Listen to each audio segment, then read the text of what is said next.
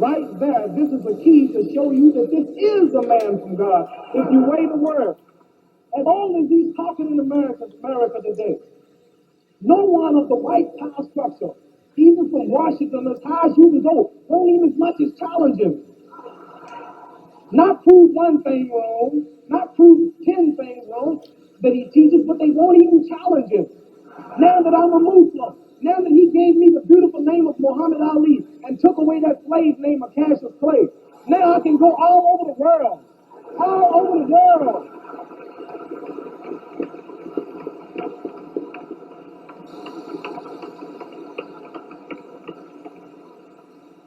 Right at my home, 8500 Jeffrey in the basement. I have 3,800 letters that I can't answer. From Lebanon, Syria, Egypt, Pakistan, Indonesia, Ghana, Nigeria, and every letter opens up saying, Assalamu alaikum. How are you? We are very glad that you are a Muslim. When can you come to my country? He was sent to you directly from God. The white man don't want you to know who he is. So don't think this is the oldest man in America they don't want to talk to in the White House. This is the oldest man in America that you don't see out there begging. When you hear Black Power, it started right here.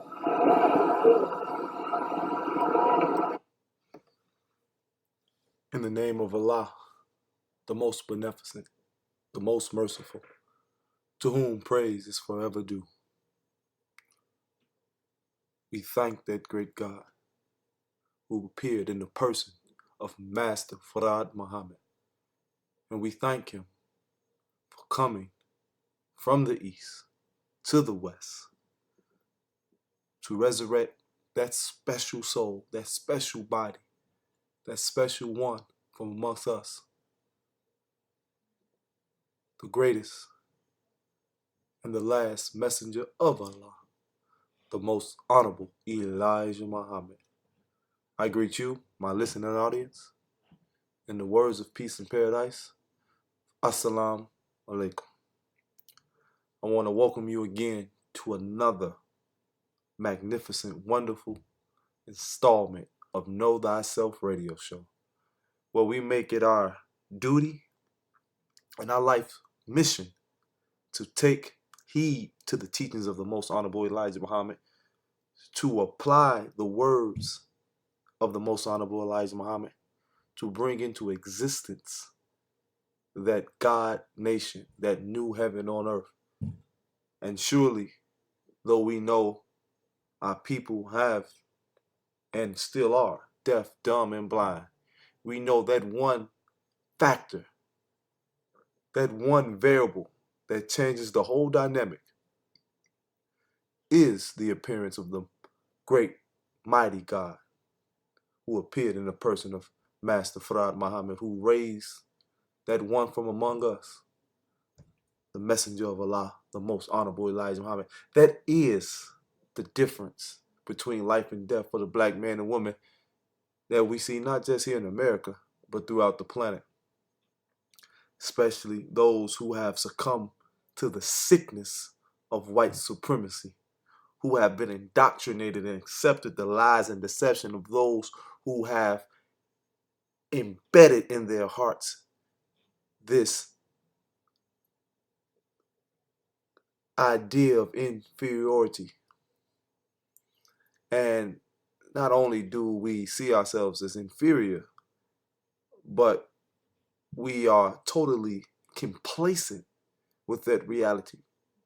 At not one point until the messenger of Allah had revealed the teachings of Almighty Allah to us, have we sincerely and wholeheartedly, in a collective, holistic manner, applied a real free mindset who wants total independence from our oppressors,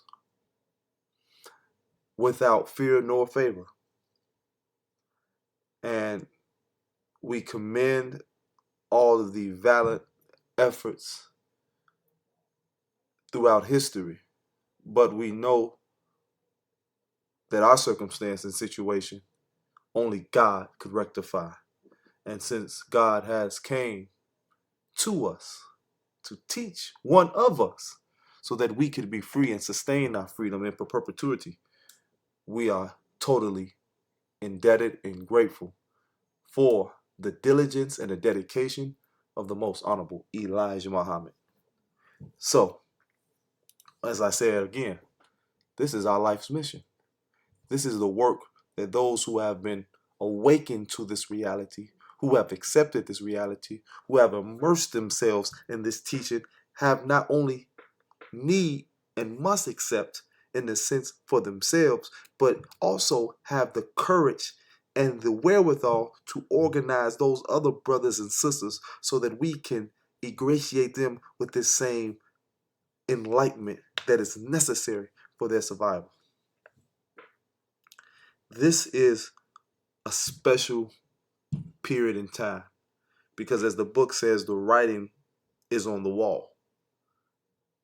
It is inevitable for the doom and the fall of America and her counterparts who use white supremacy as a measuring rod to control and to monitor their success.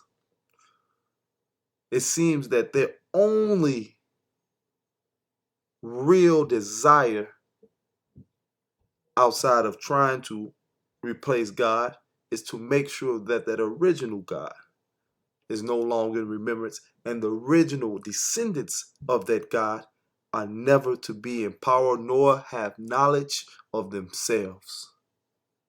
So every day you see the onslaught of our people to keep them disconnected from the truth, to keep them compartmentalized in such a way that they only see what they have been programmed to see, but not to see the truth and the reality of things. So they find some type of recourse in a system of education that was to keep them dumber than they would if they were to learn on their own. Because you tell me, after so-called the end of slavery, post-Civil War, where we seem to have some type of semblance of freedom, that we didn't go and matriculate through their educational systems, through their universities, so forth and so on. A lot of us could not read and write in their language, but we were able to create, sustain communities, to build commerce, to develop an economic system which rivaled the best of their commerce in economics. But now, 150 years plus later, we're in a situation, a circumstance where the situation is more dire, that we are recorded to spend over 1.3 to estimates of $1.6 trillion a year, yet and still we don't have the ability to organize in such a manner that it is advantageous for us, that we're able to have the freedoms and the joys of a people who have control of their own destiny. See, this shows that the accumulation of wealth can be a diversion, but not only can it be a diversion, it can also be an impediment that keeps a people paralyzed. Because in your acquisition or your chase of acquisition of wealth, somehow you have missed the mark where you don't even see the relevance of trying to be free and independent of your slave master. And say, oh, there you go, making this white and black, trying to make this a race thing. But if you really take a legitimate and circumspect eye, every problem that we face in this 400 plus years of us being here and brought here as slaves, and the arrival of these Europeans has been directly connected to their presence. Every detrimental thing that we have done and practiced has been at the cause and the root of their presence, of their direct initiatives. So this isn't me speaking from a position of emotion, or me speaking from a position of trying to place the blame on somebody else unjustly. No, this is me speaking from the position that the reality is the reality of things. That yes, if you are at the ability to be of your own without their influence, your circumstances and situation are much different. And I heard a brother, I was listening to something who's in and I'm trying to be disparaging, but who's in the pop culture world, who has a podcast, who's widely viewed and listened to. And one of the notions that he made in a dialogue that he was having with one of his co-hosts is that I don't see this whole dynamic between white and black. It don't make no sense because the whole time we're getting caught up in race, a tornado is going to come wipe us out. A hurricane is going to come blow us away and flood us out. An earthquake is going to open up and swallow us up. We got to fight nature. We fighting earth. But oh, brother, and I know you mean well, but it goes to show when you are programmed, when you've been taught and conditioned by a society that wants you to have such a naive perception of things, that is the type of rhetoric that you will spew. Though it is out of a sense of some type of genuine love and concern. Like I said, your intentions may be well. But believe me, brother, and I know you think that you have a free thinking mind, which I would assume. But if that was the case, you would not be able to so publicly and openly speak with such conviction if your thoughts were as concrete and accurate as they should be, that speaks to the truth of things. There's no way they will allow you to have the ability to articulate a message of truth to 1,000,000+ people through their avenues and it be something that they incentivize. Oh, brother. Yes, the earth is fighting back. Yes, nature is taking its toll. But it's not because of what we're doing in our wasteful way that we have been consuming energy and resources and our polluting of this planet because our minds are polluted. Is a direct correlation and divine judgment that is implemented by that God as retribution for all of the disgusting things that the white people have done as a race throughout this planet, but especially in this land which we presently call America. Everything that has adversely affected this planet is a byproduct of their destructive manner in which they have conducted themselves since their inception. So to think that it's just something that's a natural occurrence, no. It's a natural reaction because of what has been adversely done to the people of God and also to the habitation of God. So teaches the most honorable Elijah Muhammad. So don't be naive, and I'm using you as an example, but our people, don't be naive to think the situation is different than what we are articulating, that the messenger of God has articulated to us as the root and cause of all of the despair in this world. And that is directly connected to what this white race has done the past 400+ years of their reign and domination. You got to hear me out now. I want to go to the fall of America, if I may. Because again, I got to make it a point to read directly the words of the most honorable Elijah Muhammad, directly from his writings, so that there would be no ambiguity on the position that we are taking. No room for interpretation of what I'm saying versus what has directly have been written and said by the messenger of God. I have been groomed in the institution of Crow, so it is our mandate, especially in Crow, to use only the last messenger of Allah's words. So I would be doing a grave injustice and disservice to those who have allowed me to receive and have an environment to absorb this information without continuing that great legacy. So, chapter 15, America, on page 66. The American white people are more concerned about mistreating the black once slave of America, then America is concerned with any nation on the earth that is attacking their outlying posts. Her enemies are intensifying their attacks on her.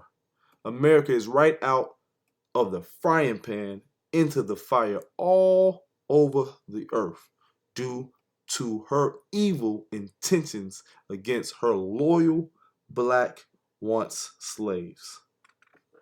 Now take a second now. What is the messenger intimating to us right now? Now, one thing America does more than anything is what the magicians are known and famous for, and it's a sleight of hand.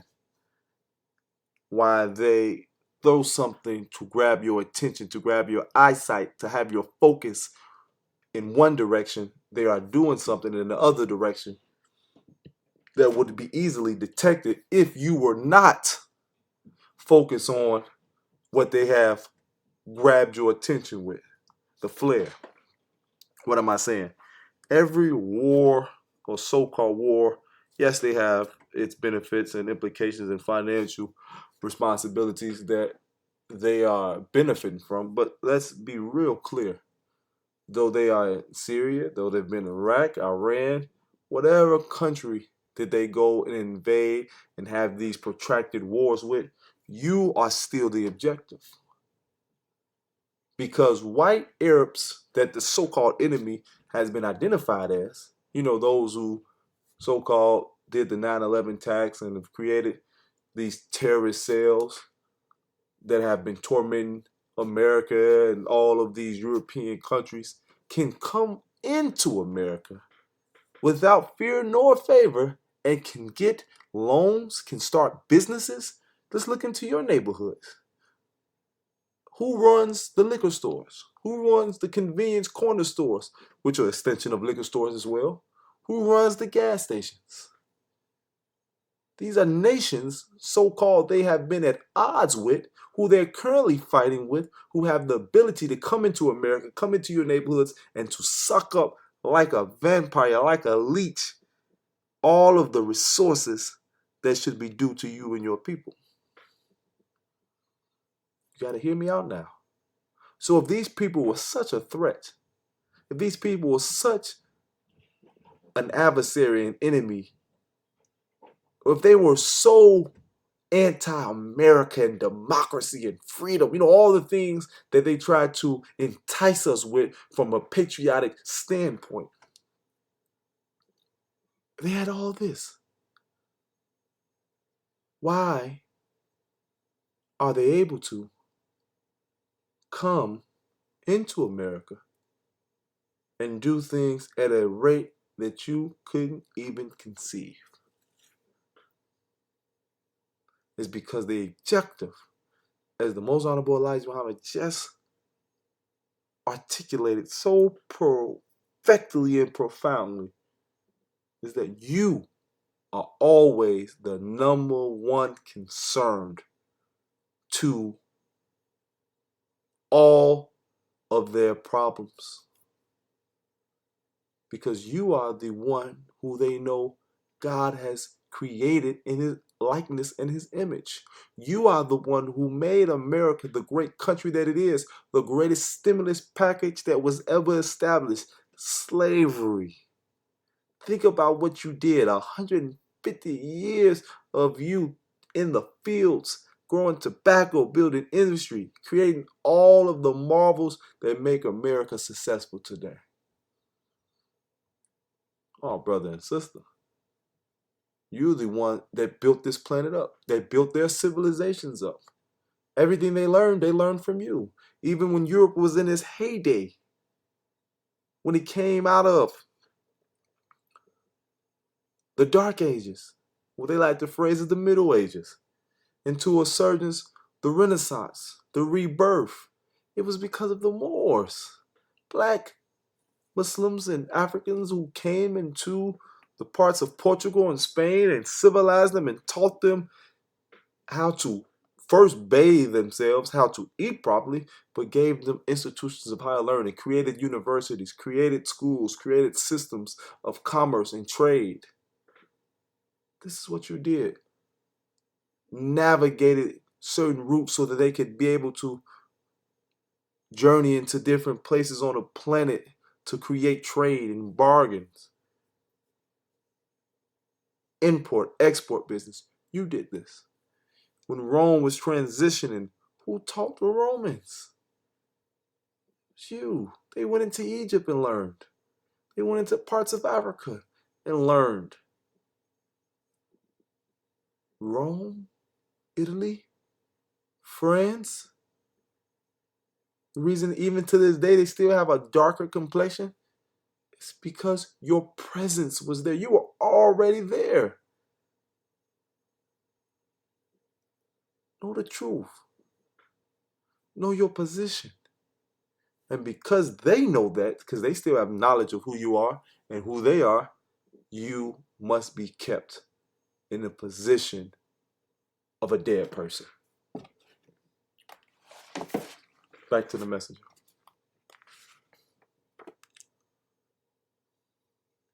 Her talk of evildoing against the black once slave in America is worse than it is against independent nations that are trying to attack and destroy her country.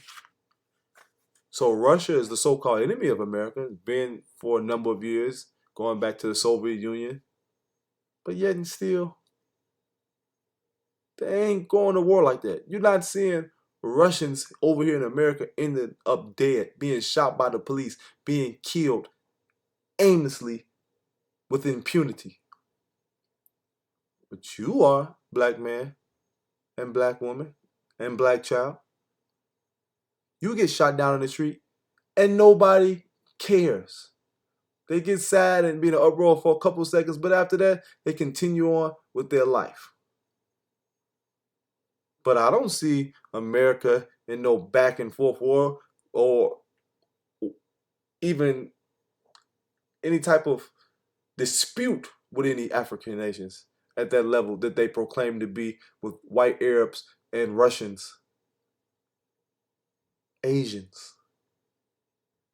To hate China so much, to be anti-China, and China's a lot of your corporations over there. China has produced majority of the products that we have here in America. See, the reality of things have been made to seem as if they're one way, when actually the writing is on the wall. It's right before your very eyes. You are still, in their eyes, their slaves. That's why, and I don't watch sports, but I was reading the news. In the basketball finals, one of the players entered into the stands going for a loose ball, and one of the minority owners of the Golden State Warriors said some disparaging things to one of the the starting players on the opposing team, and hit him and pushed him. And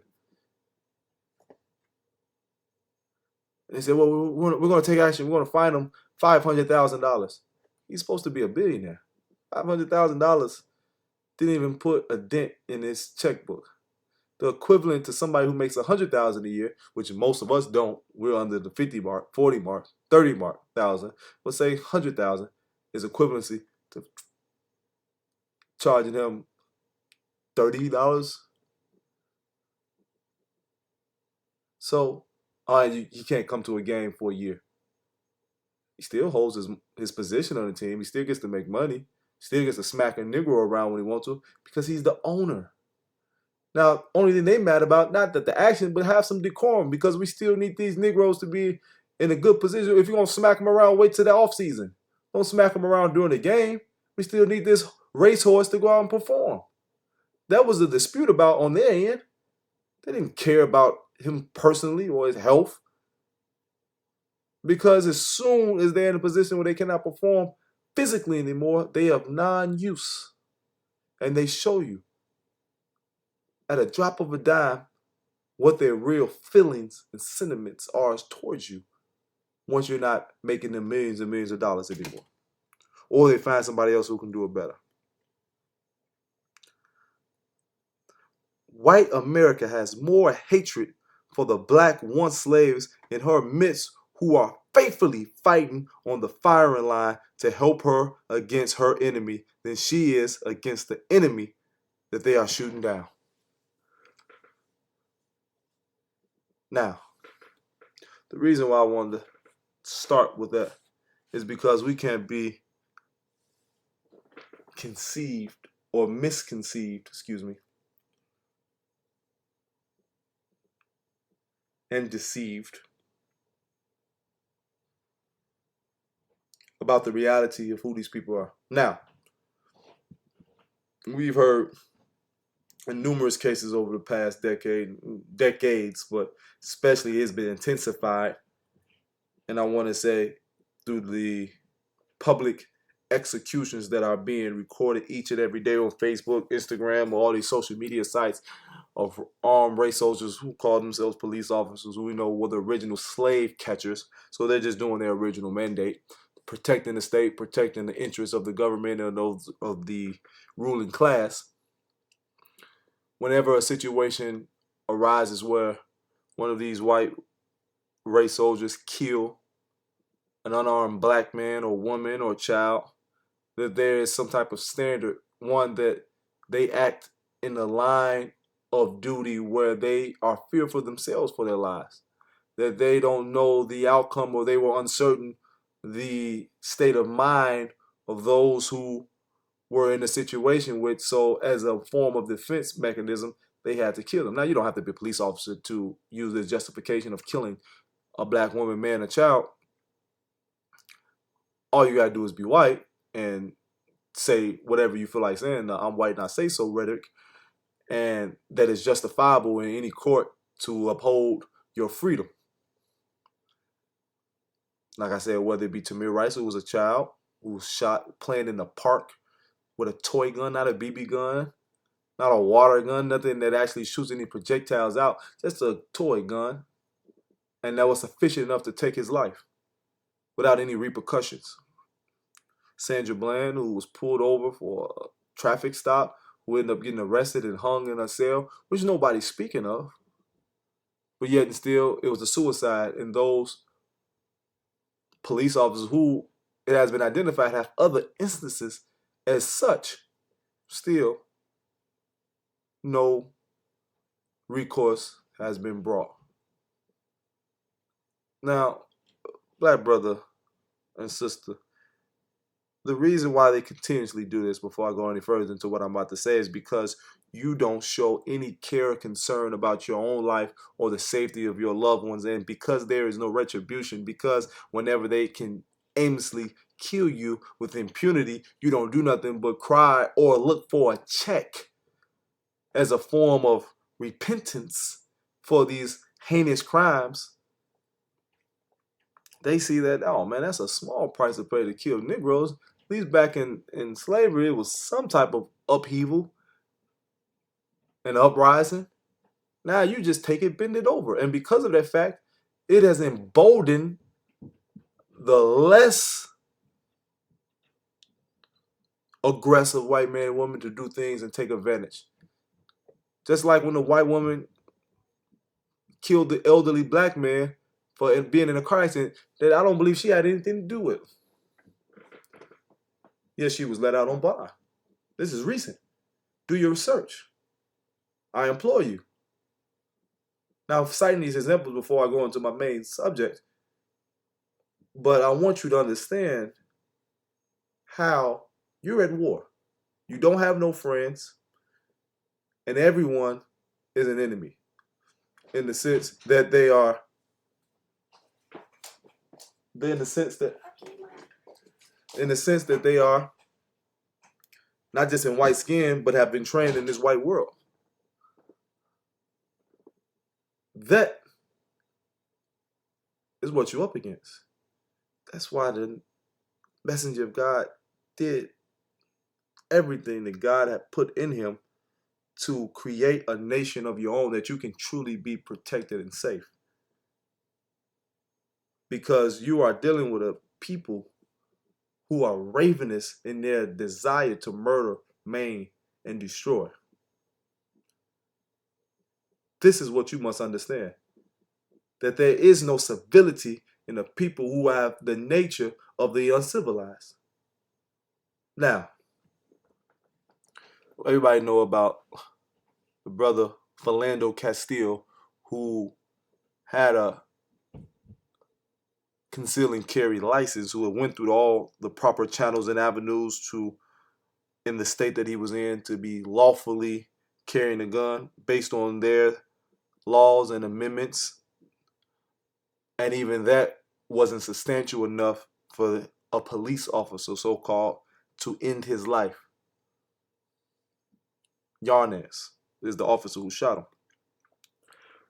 who didn't face any real punishment. And now, in that same state, in Minneapolis, a black man, a foreigner, a Muslim police officer who they were parading around, because he'd maybe been there a year or so, 2 years, as on police force, as this minority hiring in this police, who was mostly white police force, but this Muslim and this African that had went through the ranks, and now they were parading around as their token Negro. And a lot of our brothers, especially, and I have to say this, overseas, who come through America, have been conditioned and have to be here on the conditions that they accept their whiteness as a priority, even though it is non-existent, meaning that they must have or can have their black exterior, but the interior must be that of somebody who is totally submissive to the rule and the domination of white supremacy. That means if you think anything that's pro-black or pro-independence or pro-separation of these white devils, that you will not just be turned away, but they may kill you on your way out or kill you when you get back to your country. That's how serious it is of them trying to sniff out and take out all of those who could be a threat. Because the last thing they want is the black man over here who has intimately been under the white rule for 400 plus years, who know this white man inside out, or should know it inside and out, those who have been aware and cognizant of what's been going on, connect with those who have been in their own land, who have been dominated by white supremacy, but in a different way, through a more imperialistic standpoint, who have been subjugated in their own land, but can give them proper understanding, proper knowledge, and how to benefit from all of the resources that are currently under their feet. If those two sticks come together, now that is the ability to totally control again this world under a righteous nation and a righteous state, i.e. the end of white supremacy once and for all. So those two sticks can never merge. Now, with that being said, this brother had ingratiated himself, in himself, or he emaciated his spiritual consciousness due to it, based on his blackness. He emaciated that to a point that it became non-existent by ingratiating himself into white society, such that he thought he had the same privileges and benefits of white police officers that he had been continuously seeing on the television and throughout his tenure to being a police officer and on the force. But when that dreadful night finally came into reality, we seen that it's quite the contrary. So Muhammad Noor, the police officer, as the article states, was found guilty of third-degree murder of Justine Draymond. Now, this is a interesting case because the language in which they speak is much different than they do when one of us is unlawfully and unjustly killed. Now, they find a way to criminalize those who were killed and victimize those who did the killing. But in this instance, when it was a white woman from Australia who moved to America to get married and these type of things, dual citizen between here and Australia, she was a victim. She wasn't criminalized. There was no digging up of dirt and bringing up any type of traffic stop she may have had or any discrepancy she may have had growing up or any bad conversation from anybody, because even if your record is clean from a standpoint of the law, they'll pull up your grades. Well, you know, she got a D one time on a midterm paper. That's what they do to our brothers and sisters, to always make you be a criminal no matter what the circumstances are. And in the situations of child, even the situation when they had to kill the gorilla when a young man fell into the gorilla cage, and that the only way, because they didn't want to kill him. This on news, and we got to kill the gorilla, because if we kill this young black man and let him get killed by the gorilla, we're going to be liable for that. You know, they didn't want to deal with that. But even in that instance, when they had to kill the gorilla, Harambe, they were still trying to criminalize the young child by bringing up his father, and his father had a record. Though his father was not present at the zoo that day, though his father had nothing to do with that situation, and his record, or supposed record, is totally isolated from that situation. But yet and still, it's all about imagery. It's all about propaganda. It's all about placing and painting a picture that leaves you in a more than unfavorable light so it can be justified in their murder and killing of you.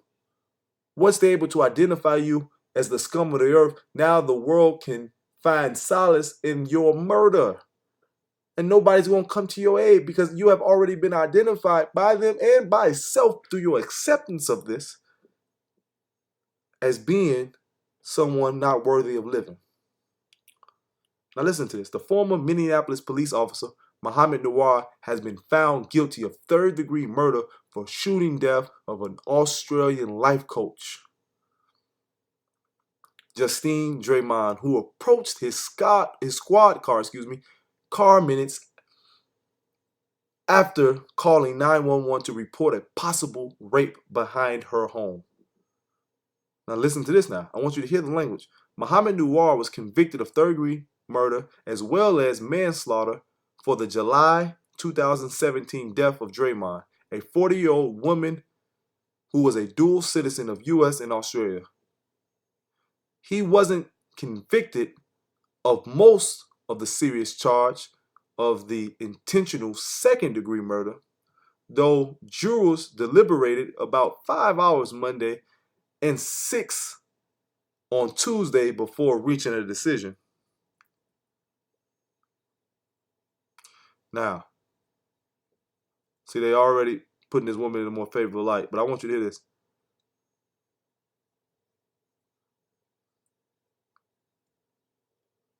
Now, listen to what they said. Now, think about when they shot our brother here in Chicago 16 times in the back. Now, when he was walking away from the police officer, they said there was an imminent danger, and decided to let out a whole clip in him because they had a lust for murder. And whenever they have a lust and thirst for murder, they quench it. Now listen to this. Noir and his partner were rolling down an alley behind Draymond's home and checking out the 911 call just before the shooting. Noir testified that a loud bang on a squad car had scared his partner, and that he had seen a woman raising her arm appeared at his partner's window. He said he had fired to protect his partner's life. Now, prosecutors attacked Noir for shooting without seeing a weapon or Draymond's hands. They also questioned whether the loud bang was real. Neither Noir nor his partner, Matthew Harity, had mentioned it to the investigators at the scene. When Harity first mentioning it 3 days later in an interview with state investigators, Noir refused to talk to the investigators. Now, you hear what they're saying? Like, how Noir, excuse me, can you justifiably shoot someone if you didn't see a weapon? If you didn't see her hands? That's not the proper protocol and procedure when drawing your weapon and taking someone's life or discharging a weapon. It's protocols and procedures. Now, all the times that we've been saying that this has been the claim that we have been making when we've been unjustly killed and murdered with impunity, now all of a sudden it don't exist. Just their inclination and their intuition is justifiable enough to kill one of us. But as soon as they are murdered by one of us in a situation that is very similar and maybe be even more real than a situation that we in, because he said they were in a dark alley and somebody's banging on a window. And so his partner got started and he pulled out his gun. Versus someone walking away when it was already 6 or 7 police officers currently on the scene when it seemed that nobody was in no real danger.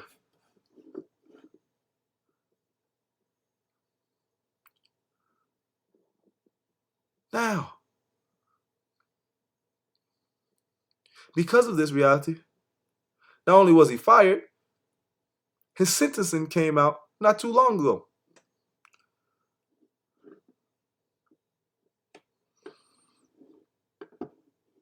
And you know what his sentence was?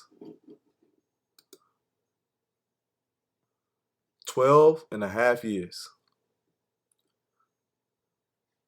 Now, he tried to use the same argument that he's seen his predecessors before. I felt fear. But that wasn't something that was felt nor accepted or resonated neither with the judge nor the jurors that found him guilty. Negro, you black. What you got to be afraid of? Ain't you from Ethiopia, Somalia, somewhere over there in Africa? Yeah, you see that type of stuff all the time. You ain't got no reason to be scared of that sweet old white woman. Darky. So you can't use that. They can only use it with you because there has been a resounding, echoing, even though totally deceptive narrative out there that the black angry man is the root and cause of all of the problems of our pure white society. That is what American and other white supremacist societies have used as a legitimate reason to shoot and kill us and to mistreat and unjustly put us in situations that are totally void of any type of humanity. Now,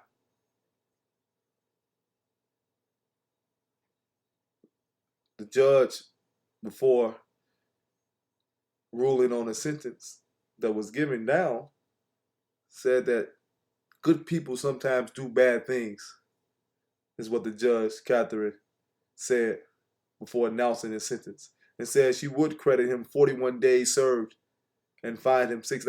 Now, I give you the 41 days, so you don't want to worry about that. That'll count towards your 12 and a half year sentence. And you might be a good guy, but yeah, you did something bad. So you got to be punished.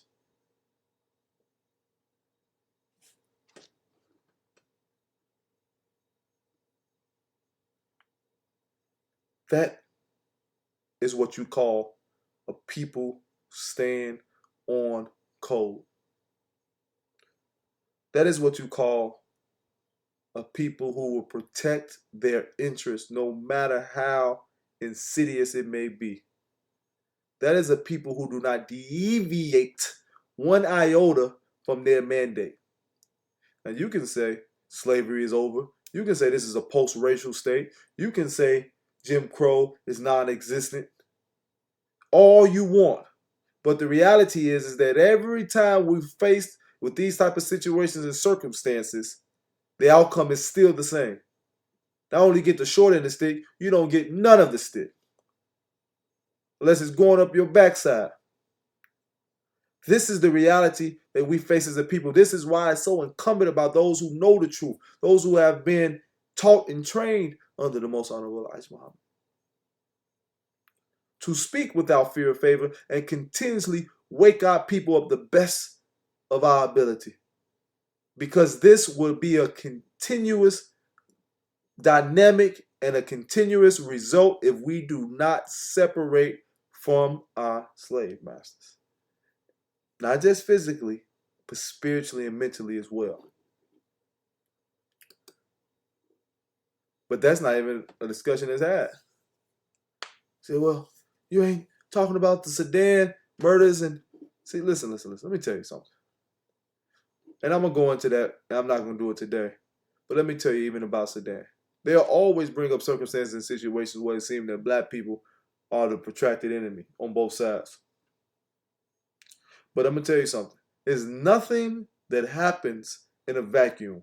Meaning this isn't a situation where it's just turmoil. This isn't a situation where it's just strife, where it's some type of revolution that's rising and it's black people killing black people because they're bad. These are circumstances and situations that were put in place and set in motion due to outside influences and outside interruptions. Meaning these devils never keep their hands clean. They're dirty and soiled in every situation. No, we should not participate in their diabolical plan, yet and still we are still widely affected because they've been working on us for hundreds of years. So at some point, you're going to be susceptible to the lies and the deception and the programming and propaganda which have been put in place, especially if you don't have a knowledge of God and you've been separated from that God. See, you got a situation because, yeah, you can be kidnapped and taken from the house and you become vulnerable and in harm's way. But there are situations, a lot of situations where people kick in your door and you're still susceptible to harm and mistreatment. So, circumstances as such, if you're over there in Africa, your door has been kicked in and you have been invaded. Occupying force has invaded and taken over and captured your house. It's called a home invasion. And we've been kidnapped. Yet and still the circumstances are the same. Until we wake up and realize the knowledge and the truth of things, we're going to still be in a continuous cycle where this is the continuous articles and news clips that have been said and told by people. But because you refuse to realize the day and time that we're in and accept the truth, which has been taught by the most honorable Elijah Muhammad, hey, brother and sister, this is what's going to continuously be. So why do I keep saying this? Why do I keep having these conversations? Why do I keep presenting you with this truth? Because I'm trying to show you that everything that has been presented out there can be solved, can have some type of, and not some type, can have a complete and concise, let me get my language correct, can have a complete and concise answer with the teachings that was given to us through the most honorable Elijah Muhammad. Don't be stupid, people. Don't be foolish. So I'm going to go to page 300, a message to black men. Build your own society. We have to build our own society. When I speak of the time and what must be done, I am not referring to the time of the solar system, but the time of a people whose existence and rule of the original people of the earth is limited to 6,000 years. This time of 6,000 years was divinely given to this world, the time of being under the rule of a completely new and strange people whose nature is foreign to our nature. A strange and new civilization, a deceiving people to us, with its strange practices which include doing evil and murdering the people. Now that is the precursor of why you have to build your own society, why we must build our own society. It's because we're talking about a people, a peculiar people who were created for a particular time period that would rule, but would rule in such a way that is totally contrary to truth and righteousness, that its sole purpose, its nature, its original intent was to do evil and to murder people. So it's nothing that white people or people that have been controlled by white people can do that is diabolical, that is deceptive, that is insidious, that surprises me because I know the root of their nature is evil. So there's no way that you can press upon me some type of genuine dismayed disposition on anything that has been done because I know this is how it's been written. How do you think the end of time will look? How do you think the destruction will look? How do you think the fall will look? How do you think a punishment will look? How do you think it will look being ruled by the devil? How do you think hell would be materialized? You keep thinking that it's post-physical death, but hell is the greatest creation that was created on this geographical location that we call Earth. That's hell. So if you want something that is opposite or opposed to hell, you have to create it here on this physical plane as well. Heaven must be a physical place that you live while you're physically on this earth.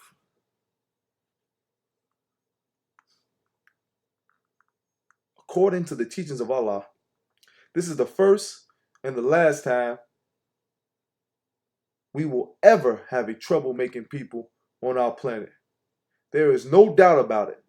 We who were brought here to the Western Hemisphere by the white slave masters of our fathers can bear witness that this is the most evil people that we have ever experienced. You can't escape that. You can't ignore that. You can't marry it out of them. You can't procreate it out of them. You can't beg it out of them. You can't dance it out of them. You can't slum it out of them. You can't do enough drugs to make them change their mind. They're going to be who they were meant to be. And so I hear a lot of people say, we left the South because there's racists down there. The Confederate. I get mad when I see the Confederate flag. Why y'all still hanging Confederate flags? Why do you still try to have monuments about those Confederate soldiers and generals? And the American flag is the original Confederate flag. There is no difference. What do you think they got the idea to have slaves before the Confederacy even existed? The only reason the Confederacy was just a different political position on how they wanted to treat their slaves, not that they didn't want their slaves to be in existence. That was an inside family fight. That had nothing to do with you, per se, or your civility, or your well-being. It was just who was going to control them and how they was going to control them. And the way that they wanted to control them, which was more advantageous for what party, depending geographically where they were at. But don't you lose sight on what they really are and who they really are. America as a whole is the South, as far as their mentality. Now, their outwardly approach may be different, but internally, their inclinations are the same. Today, the wickedness of the civilization has become so great and fair seeming to the original people of the earth. He said that, I'm going to finish right there. Now, I read this before, and I'm going to read it again. And I'm going to keep reading it periodically through these episodes, through these installments. You cannot lose sight of that last line. We have become a nation that practice wickedness, but in a manner that we see or feel that is fair seeming. Can't lose sight of what you're up against. You can't lose sight of who and what you are facing each and every day. Brother and sister, take heed to the words that I'm speaking. And this may be in opposition to what you think you believe or what you want to believe or what you feel needs to be true. But I'm telling you it's quite the contrary. And I'm speaking to the hearts of those who say they really want to be free. Those who really want to participate in a world that they can control, that is an environment that is conducive to life and not the one that is brought in the destruction of life.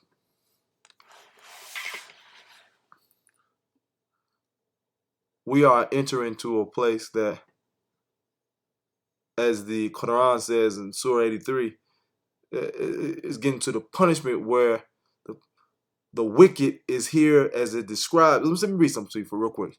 The punishment, it talks about, this is a footnote in the Holy Quran, the 83rd chapter, 15th verse. It says, the punishment that they're referring to of the wicked is here described as their being barred from their Lord. They have no consciousness of the higher presence and being thus debarred from their God in this life. You have been disconnected from your God. You have been disconnected from the consciousness and the connectivity of that God that produces that God inside of you. You have no connection to God, though you say the word God, though you go to churches, though you go to mosques, though you go to temples, though you wear some type of clothing that thinks or gives you some type of spirituality. The connection to God is non-existent because you don't use or practice none of the godly attributes in your life. Not on a consistent basis that would bring in some type of freedom, some type of solace, some type of prosperity from you and your people. And because of that, we have entered into a burning lake. It says, the entering of the burning of fire. And what did the message of God say? The lake of fire.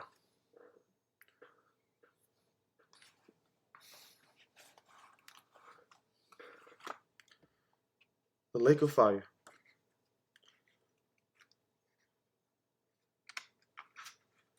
Mm.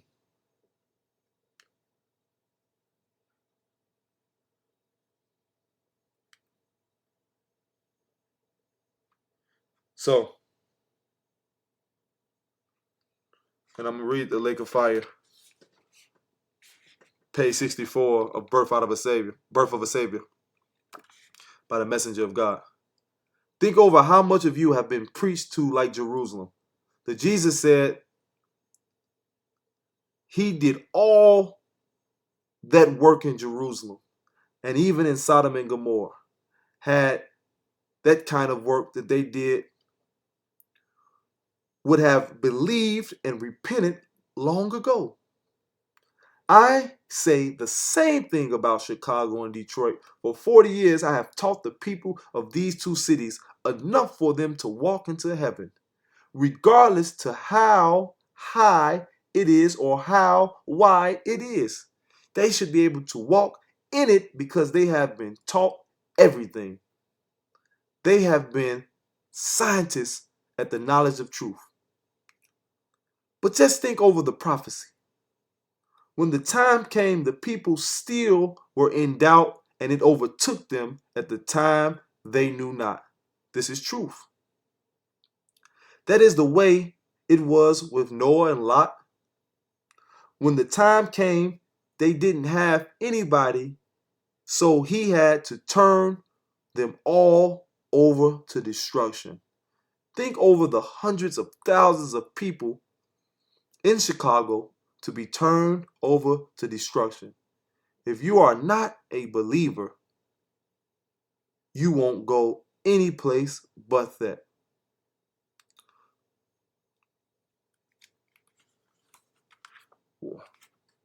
Like I said, we must know the truth of things. As the Quran states, why does the guilty suffer and perish? It's because they defraud and cheat others and are not true to their responsibilities.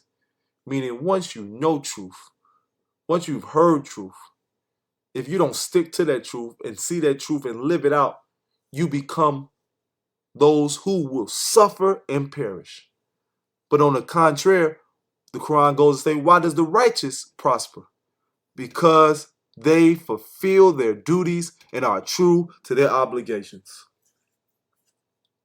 If you're going to be righteous, be dutiful and true to the obligations and the responsibilities of ushering in a new era by listening and following and taking heed of the example who was super in his dutifulness and his responsibility and his obligation to his God, to our God, that master who taught him everything and he did not deviate one iota.